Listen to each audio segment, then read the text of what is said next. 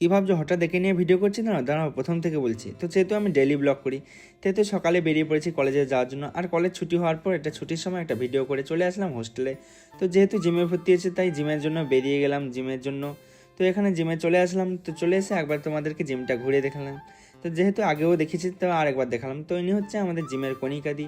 ইনি হচ্ছে জিমটাকে দেখাশোনা করে, আর ইনি হচ্ছে খুব ভালো মনের মানুষ।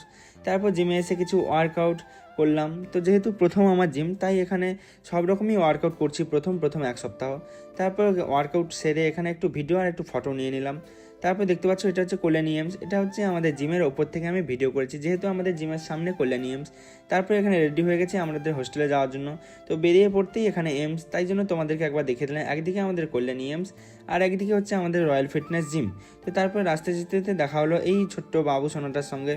তো রাস্তায় এত ঠান্ডার মধ্যে সবাই এরা থাকে, তো কতটা কষ্ট হয় এদের বলো তো, তবুও মানুষ এদেরকে কতটা টর্চার করে। তো পরের ভিডিও আসা অব্দি সবাই ভালো থাকে এবং নিরহ প্রাণীদেরকে ভালোবেসো।